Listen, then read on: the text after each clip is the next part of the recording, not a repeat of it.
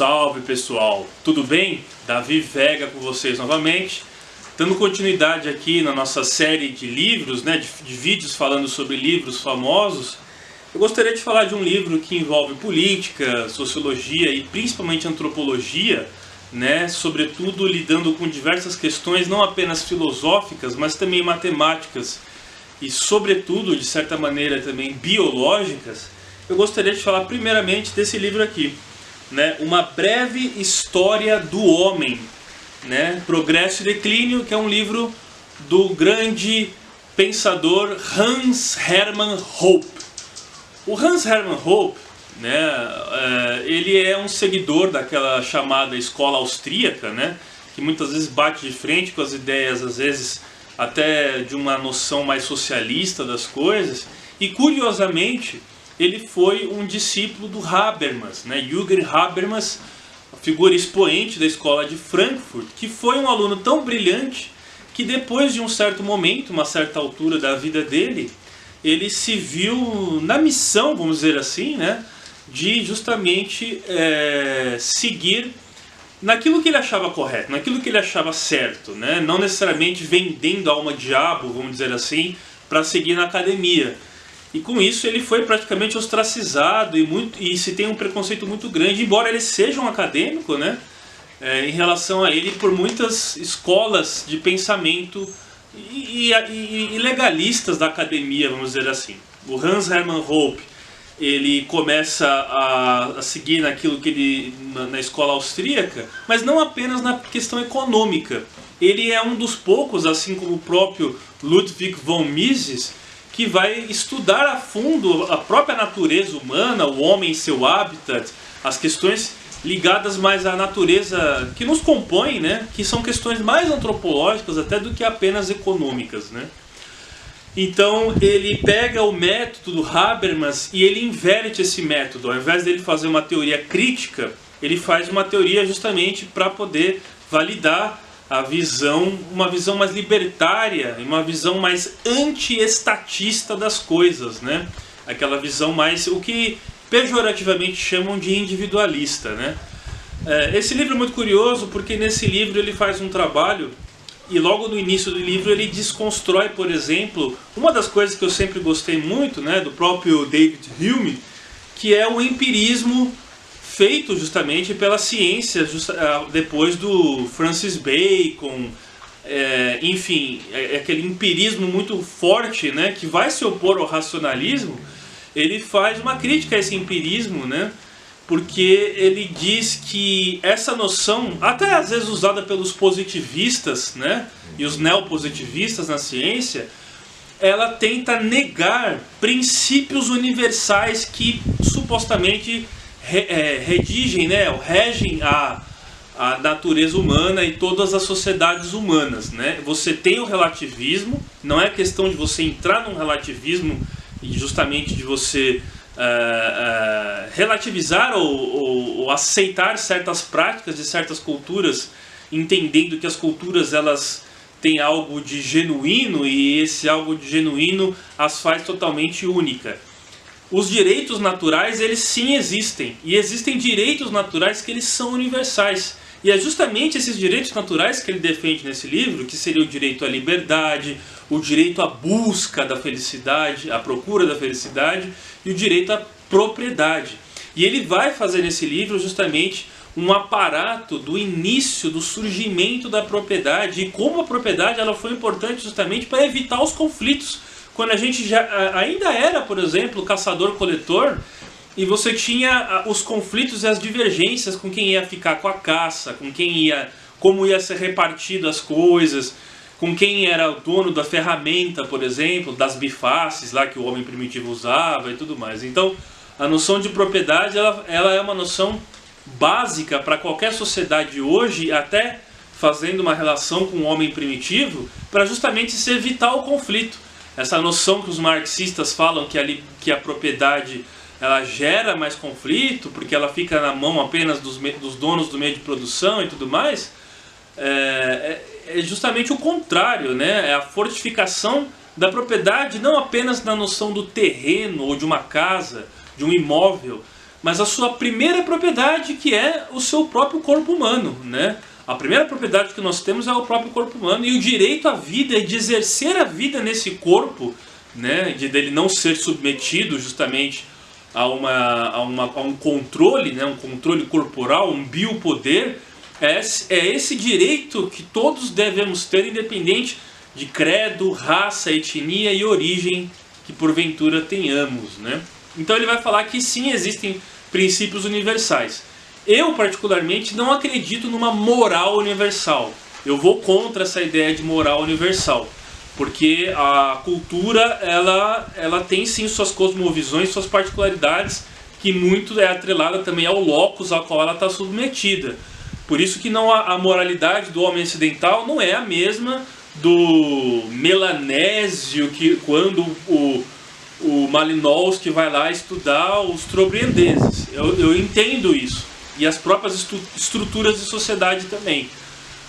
Mas os direitos naturais, sim, eles devem ser assegurados, independente da forma com que se interprete esses direitos naturais.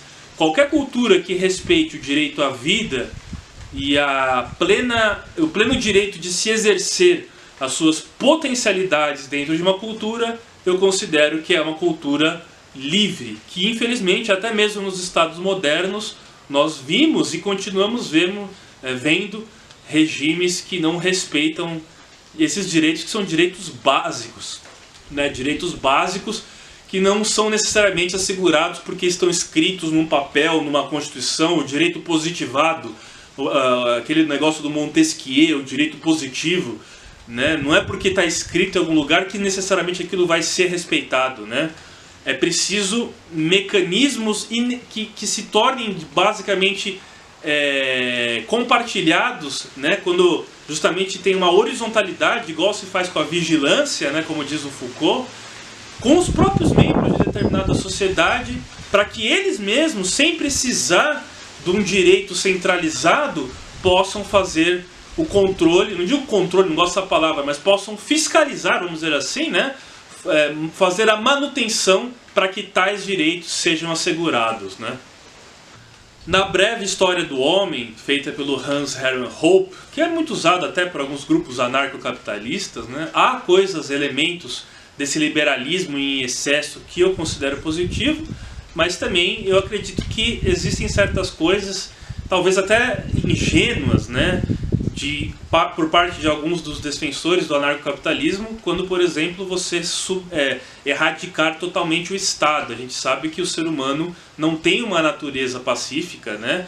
Ele também a tem, mas a natureza do ser humano ela é predatória também, e é muito perigoso não ter instituições que vão administrar justamente uma vida em sociedade, um convívio pelo menos minimamente saudável, né?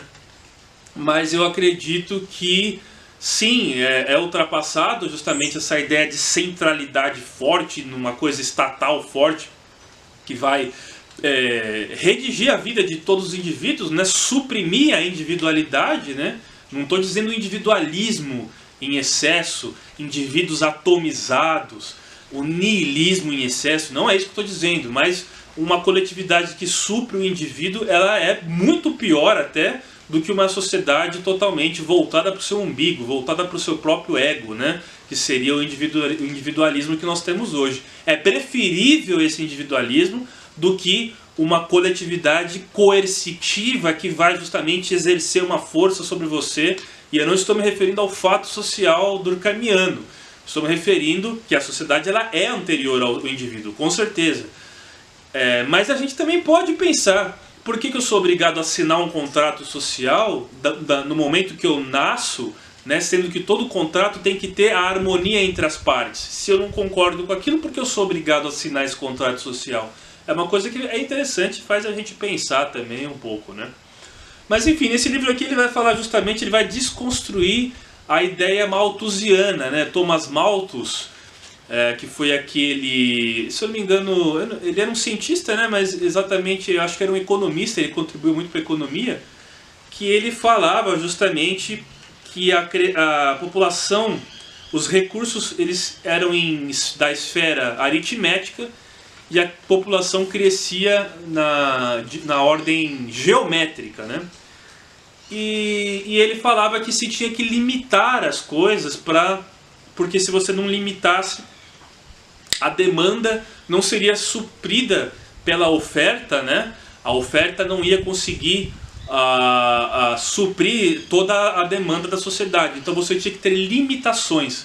E essa ideia é uma ideia, por exemplo, que eu já ouvi muitas vezes pessoas de países de dito terceiro mundo, como o Brasil, né? Não se usa mais essa palavra, em desenvolvimento, vamos dizer assim, né? Que falam justamente que os países do centro do capitalismo, né? Dito primeiro mundo, não querem que a gente cresça, não querem que a gente consuma mais, porque senão eles teriam que baixar o nível de consumo deles e do estilo de vida deles para poder atender a todo mundo. Tem aquela ideia que fala que se cada família chinesa, e a China tendo mais de 1 bilhão, né, 1,5 bilhão de pessoas, consumisse uma lata de óleo, a gente teria, toda a produção de soja do Brasil não seria suficiente para suprir essa demanda. Então, por conta disso, se tem aquela ideia que vai aliada também de um certo ressentimento, eu acredito também, usado por certos grupos ideológicos, de que o primeiro mundo não quer que a gente se desenvolva e tudo mais, então eles estariam barrando o nosso crescimento, quando na verdade a lógica do capitalismo é totalmente diferente. Para eles é interessante que a gente consuma mais para que se venda mais. E nesse livro ele fala que a Revolução Industrial ela foi muito importante, porque foi apenas quando surge não apenas a ciência, mas a tecnologia, a técnica, que foi possível a gente transformar a natureza de tal forma que ela consegue suprir grandes populações, né? Ela consegue não só alimentar, mas suprir as necessidades de grandes populações, que são necessidades infinitas, são necessidades que não se acabam mais. Então, o problema de alguns grupos socialistas é que eles tentam... o socialismo, na verdade, ele é a centralização de tudo, né? Ele é justamente a centralização. E o capitalismo, ele é descentralização. O capitalismo, ele é caos, é o que eles chamam. É que não tem uma ordem, que ele não pode ser ordenado. Então, quando você tenta regular tudo e centralizar tudo, você acaba minando certas coisas que fazem parte da natureza humana, né? É justamente por isso que as doutrinas liberais e até os conservadores liberais, geralmente eles não, os verdadeiros, né? Não esses que aplaudem ditadores como Putin e pessoas que violam os direitos básicos à vida, mas os verdadeiros liberal conservatives, né? Liberais conservadores, são aqueles que prezam justamente pela liberdade, e a liberdade é a autonomia de se poder vender o que quer, se produzir o que quer, estudar o que quer, trabalhar aonde quer, sem que você tenha um ente maior controlando isso. Ele fala que o surgimento do Estado, o Estado surge justamente não apenas para cobrar impostos, mas para regular a vida das pessoas, né? O Estado antigo surge com o espólio, através do espólio que o Estado surge, na conquista, na guerra. Mas o Estado moderno, ele não deixa de ser um regulador, e também a gente pode ir para essa questão do monopólio, do uso legítimo da violência, das armas, que é o que o próprio Max Weber fala. Mas na verdade o Estado, ele é na verdade um ente regulador. Ele é aquele que vai regular a sua vida e decidir o que um cidadão deve ou não fazer, né? Essa ideia de a gente resumir tudo a pagamento de impostos, ela é muito limitada, né? Porque o Estado ele é muito maior do que isso, né? Não apenas esse Estado clientelista de hoje, moderno, né? Mas o surgimento do Estado ele sempre foi um assédio aos seus súditos, né? E a forma com que ele agiu, vide os grandes totalitarismos, né? Como o da União Soviética e do nazismo, né? Enfim, e essa Revolução Industrial ela começa... ela vai ser a pedra de toque, né? A mudança que faz na trajetória do homem ele poder, numa demografia muito grande, né? O Thomas Malthus é o pai da demografia, vivendo com uma explosão demográfica, ele poder viver pacificamente, vamos dizer assim, com todos os problemas de violência e tudo mais, em grandes sociedades, em sociedades urbanas, dividindo um espaço pequeno entre eles, né, o espaço urbano pequeno entre eles, cidades crescendo na vertical. Ele consegue viver numa sociedade minimamente organizada e harmônica, né, porque é graças à tecnologia que vai poder produzir de tudo e oferecer num mercado, e o mercado é importante para isso, nesse mercado ser oferecido de tudo e possibilitar todo mundo de encontrar e satisfazer as suas necessidades nesse mercado, por conta muitas vezes, né, e sobretudo, dessa revolução industrial que nos últimos 30 anos, né, ela surge no século XIX, mas nesses últimos 30 anos do capitalismo que nós vivemos, nessa etapa do capitalismo que nós vivemos, nesses últimos 30 anos é que realmente nós temos uma grande diversidade. Eu me lembro quando eu era criança que no mercado você tinha 2, 3 marcas de um produto. Hoje você encontra mais de 10 marcas de um produto e você pode escolher qual aquele que você quer. Então cada vez mais a competição maior ela vai trazendo mais essa liberdade. Enfim, e eu acho isso interessante, né? Não que o governo deva deixar de existir, ou até mesmo o Estado, mas um Estado que se preze, um Estado democrático é aquele que assegura as liberdades e também assegura esse direito de poder consumir, produzir e negociar, né? Esse é deveria ser a verdadeira função do Estado, né? No livro ele fala também, por exemplo, que ele acha, até mesmo, e é uma coisa que ele fala naquele outro livro dele, Democracia, né, o Deus que falhou, né, ele considera a democracia também uma forma de utopismo, de utopia, né, esse tipo de democracia que nós temos hoje, também ela é uma forma de utopia, né, e ele fala justamente que ele acha que o governo monárquico, ele muitas vezes pode até ser mais democrático, ou livre, vamos dizer assim, do que o governo republicano ou democrático, vamos dizer assim. Por quê? Porque ele fala que na monarquia antiga era o monarca absoluto, e nas democracias modernas é o povo absoluto. Então quando você tira da verticalidade do monarca e distribui todo esse poder numa horizontalidade onde qualquer um pode ser esse fiscal que vai justamente contribuir para fazer com que a máquina funcione e tudo mais, é uma forma também de totalitarismo. E os totalitarismos nada mais são quando você tem uma população que ela age de acordo com a centralidade e ela age justamente para a manutenção de tudo isso, né? Ele vai falar justamente também um pouco também brevemente da história do homem, e eu tenho um vídeo, vou deixar na descrição desse vídeo aqui, um vídeo que eu falo sobre evolução. Eu não quero falar sobre evolução nesse vídeo, né? Sobre polegar opositor, dos hominídeos até hoje e tudo mais. Eu não quero falar sobre isso, porque eu já falei num outro vídeo e eu vou deixar a descrição aqui. Mas o que vale lembrar é que ele fala, por exemplo, que o homem moderno ele tem mais ou menos 50 mil anos apenas, né? Você teve o Homo sapiens ele tem cerca de 300 mil anos, né? Alguns dizem entre 200 e 300 mil. Mas o homem moderno, como nós entendemos, ele tem 50 mil anos.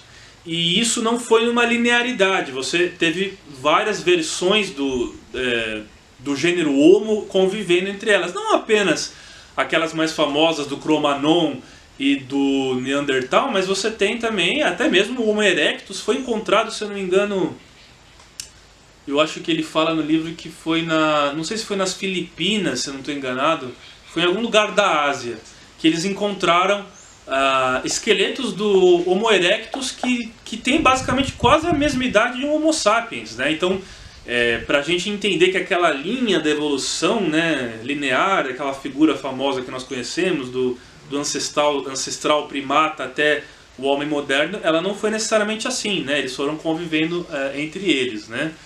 E ele vai falar justamente do comportamento do caçador-coletor, né? E como a agricultura vai mudar tudo isso. A gente sabe de tudo isso quando o homem se torna sedentário.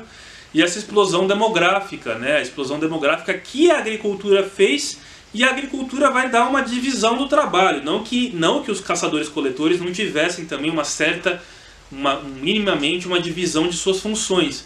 mas a divisão do trabalho e as funções do homem e da mulher na sociedade, elas começam a ser muito bem definidas quando se desenvolve a agricultura, mais ou menos, né, num período de 5.000 anos apenas, né? A agricultura ela tem pouco mais de 5.000 anos apenas, né? Essa ideia da tecnologia é justamente aquilo que eu falei da Revolução Industrial, porque a caça e a coleta está ligada à terra, à quantidade de terras, vastidão de terras.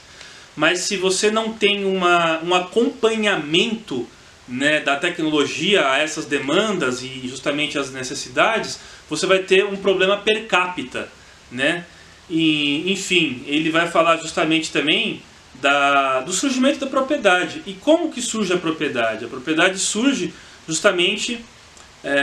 eu acho que tem questões muito maiores do que a gente simplesmente reduzir a uma norma jurídica de propriedade, né? O ser humano ele é um ser simbólico, né? Então quando ele começa a agregar valor às coisas, e o próprio Marx falava desse fetichismo, que é uma palavra que vem de feitiço, né, a uma ferramenta ou qualquer coisa assim, o seu valor de uso ele é alterado pelo seu valor simbólico, né? Por que hoje nós temos colecionadores que compram a camisa usada pelo rei fulano de tal por milhões, sendo que uma camisa vale pouco mais de 20 reais?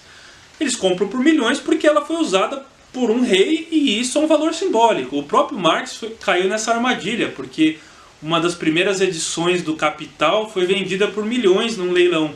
Ou seja, justamente no livro que ele critica isso, ele foi vítima da sua própria crítica, pois o livro dele tinha um valor para aquela pessoa que comprou, né, um valor agregado e simbólico. E a gente tentar ir contra isso é você ir contra a natureza humana. Porque nós agregamos, se nós temos uma casa construída pelos nossos avós, qual que é o valor disso? Pode vir uma construtora e querer comprar aquela casa, demolir aquela casa para construir um prédio e te pagar milhões, mas você não aceita aqueles milhões também, porque ela tem um valor sentimental e simbólico a você que é impossível, por exemplo, de ser mensurado. Então, como você vai ter algum ente que vai mensurar isso? E geralmente os socialistas eles fazem isso, né? Eles querem toda hora regular e mensurar e impedir e controlar. É o controle em excesso. Mas esse controle ele é anti-evolutivo, porque a evolução ela não é uma coisa que é homogênea, né? Os seres não evoluem iguais, né? Ela é díspare, ela não tem um ordenamento. Então a tentativa de ordenamento, e sobretudo o ordenamento da evolução e de coisas que estão em constante evolução, é antinatural. Inclusive ele fala no livro, né, passagens muito interessantes, um livro curto, né, acho que foi editado pelo grupo Mises Brasil, e ele vai falar também do casamento, né, como que, por exemplo, houve uma seleção, né, depois a partir da agricultura e tudo mais, como que o homem começou a selecionar sua parceira, né, e vice-versa, para terem crias cada vez melhores. E cada geração superava a anterior em termos de conhecimento, em termos de habilidades, em termos de técnica, né? E, enfim, é o progresso científico que nós temos até hoje também, né? Um conhecimento, uma tecnologia de uma época, ela é sempre superada pela seguinte. E a geração, de certa forma, embora a história não seja linear, ela pode ser aprimorada cada vez mais. Não estou aqui defendendo o planejamento familiar, sobretudo quando o Estado quer fazer uma coisa dessa, que é uma coisa terrível. Mas é de se pensar, sim, que às vezes a gente tem que escolher muito bem, justamente visando cada vez mais o melhoramento, o aprimoramento, né? O Hans Hermann Hoppe vai da Alemanha até os Estados Unidos para se encontrar com o Murray Rothbard, né? E o Murray vai lá e tem ele como um grande aluno, um grande discípulo. Ele falece em 1995, né? Eles se encontram em 86, mais ou menos. E, enfim, e é muito interessante porque o Murray Rothbard ele é basicamente o pai do anarcocapitalismo, né? E aí ele vai falar justamente dessa noção, né, de como não dá para a gente ordenar, por exemplo, a própria evolução humana e tudo mais, porque ele vai explicar justamente que na questão da agricultura, que na verdade foi 11 mil anos atrás, 5 mil anos é quando você tem a história da escrita, né? Mas 11 mil anos foi a agricultura, e ele fala que ela surge ali na Mesopotâmia, mas você tem também evidências antropológicas de que ela teria se intensificado, e a tecnologia que vai ajudar o homem a fazer uma agricultura em maior abundância e mais tecnicista, mais cientificista, ela surge mais nos países do norte, porque o locus, o terreno, ele determina muito isso, né? Se você tem um terreno mais adverso, você obrigatoriamente tem sociedades mais coletivistas, onde um tem que ajudar o outro, né? E você acaba até tendo um desenvolvimento de ferramentas e de técnicas que vai justamente transformar aquele ambiente mais favorável a você do que se você vive num terreno onde tudo vem fácil. Você tem uma floresta que lhe dá frutos fáceis e você não tem muito problema para poder conseguir justamente ter aquilo. Os tupis aqui no Brasil, do sudeste do Brasil, né, São Paulo, essa região do sudeste e até mesmo do sul, em certa maneira, eles têm tinham uma estrutura, e os descendentes, e porventura até hoje São Paulo e as regiões do sudeste, elas são mais favoráveis a um capitalismo mais individualista do que outras regiões, onde você, por natureza, tem que ser mais coletivista para poder sobreviver. Então, a história, né, e a sociedade, basicamente, ela sempre vem nessa dialética. Eu não gosto muito das dialéticas hegelianas e até marxistas, mas, de certa forma, a gente pode resumir que a luta, e dessa luta, onde saem vertentes políticas, uma defendendo uma coisa e outra, geralmente se dá entre o embate entre coletivismo e individualismo. É esse embate, pelo menos na atualidade, não sei se foi sempre assim, mas pelo menos nos meus anos, é esse embate, é um embate entre coletivismo e individualismo, né? Enfim, eu acredito que a gente sempre tem que buscar o meio, sempre tem que buscar algo que fique no centro, assim, né? Não precisa ser radical e qualquer forma de Estado tem que ser derrubada, é que a gente sabe que que na história, sempre que isso aconteceu, acabou gerando o poder de um só, e ele fala justamente da aristocracia seria uma oligarquia, né? Mas ele fala justamente que o rei, ele nunca foi, na verdade, o Estado, embora você tenha aquela frase, o Estado sou eu, do absolutismo, do Luís XIV. Porque o Estado, pelo menos essa noção de Estado que nós temos hoje, não o absoluto, ele é justamente a noção propícia da aristocracia, né? O povo também não é um Estado, embora a vigilância do Estado esteja horizontalizada no povo. Mas o Estado, ele é composto por uma aristocracia, pelos eleitos, que é aquela oligarquia que compõe o Estado, que tem o poder de legislar e de atuar sobre todos nós. E ele fala então da verdadeira aristocracia, né? Que a aristocracia, ela não pode ser vista como algo ruim, né? Os países que tentam destruir a questão do mérito e uma aristocracia verdadeira, não aquela do direito de sangue, mas aquela daqueles que ascendem por seu mérito e por diversos outros fatores, se você tentar minar isso, se você tentar abolir isso, você vai igualizar, né, todo mundo, nivelar por baixo todo mundo. Então, você tem sim que recompensar aqueles mais capacitados e recompensar aqueles que mais se esforçam e alcançam os seus objetivos, mesmo sabendo que não é nem sempre os que mais se esforçam que vão alcançar. Mas aqueles que conseguem alcançar, eles devem ser recompensados ao invés de ser tidos como contra-exemplo ou ser assediados, né? E essa é uma noção que a gente tem que trabalhar muito. Enfim, e a história do homem, ela pelo menos o que a gente entende hoje, a civilização ela começa com a ideia de propriedade. Você pode discutir a propriedade como tendo aquela função social da propriedade, que é até uma discussão da doutrina social da igreja e tudo mais, o distributivismo, tudo isso. Mas tudo isso faz parte de dentro da lógica da propriedade também. Porque a propriedade, uma coisa é você coletivizar as propriedades, tornando-as estatais. Outra coisa é você distribuir propriedades para indivíduos, né? O MST, por exemplo, ele não é um movimento, a meu ver, que luta pela coletivização da propriedade. Ele luta pela distribuição de terras. Só que, à medida que o sujeito recebe a terra, ele é dono daquela terra. Não é o Estado que é dono daquela terra.